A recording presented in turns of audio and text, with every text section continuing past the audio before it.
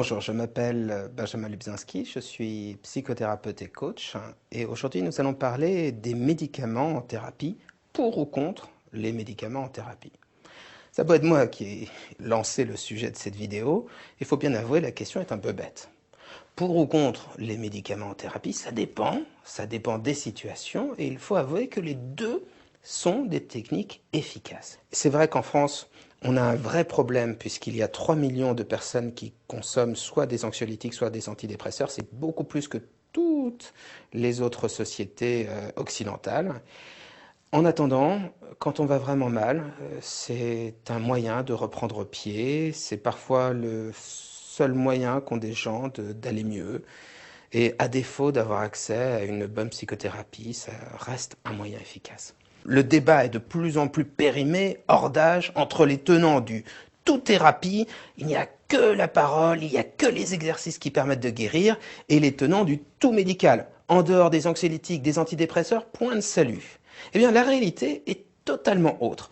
Toutes les études médicales, ce que nous permet de voir l'imagerie médicale également, c'est-à-dire de voir comment fonctionne le cerveau, tout pousse à penser que les médicaments ont un impact psychologique, poussent les gens à changer et que de la même manière, les thérapies ont un impact sur le cerveau qui se transforme au fur et à mesure de la thérapie. Donc les deux sont efficaces à la fois sur la physiologie et également sur la psychologie. Et donc la vieille séparation qu'on mettait entre d'un côté la psychologie pour, on va dire, les maux de l'âme et de l'autre côté les médicaments pour les problèmes liés à la physiologie et à la médecine, cette séparation a tendance à s'écrouler. Comment choisir, comment se décider pour savoir si on va prendre ou non des médicaments, suivre ou non une thérapie? Premier cas, si vous souffrez d'une pathologie grave, schizophrénie, psychose, maniaco-dépression, il n'y a pas de choix.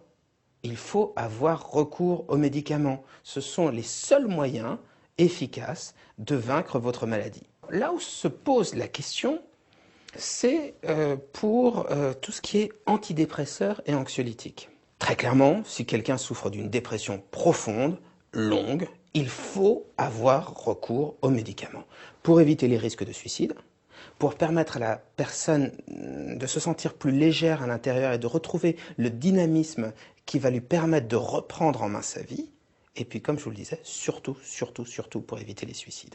Maintenant, pour tous les autres types de difficultés qu'on peut rencontrer, le choix est ouvert. Qu'il s'agisse des dépressions légères ou moyennes, des phobies, des obsessions, des tocs, des crises d'angoisse, malaises vagos, etc., on a vraiment le choix. Les médicaments vont permettre d'améliorer la situation, d'alléger le ressenti qu'on a de son être, également donner un petit coup de pouce, faciliter le changement. Et la thérapie peut être utilisée seule pour s'en sortir. Alors, tout est une question de confort, de facilité.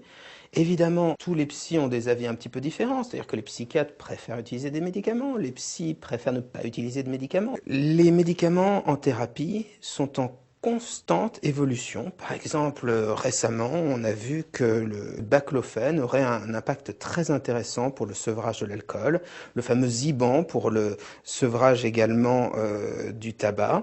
Et de la même manière, les thérapies depuis 40 ans ont considérablement évolué et ont tendance à s'éloigner d'un modèle psychanalytique où on analyse le passé de la personne pour se diriger vers des thérapies de plus en plus actives et surtout de plus en plus brèves qui correspondent bien également à une évolution de la demande de la société.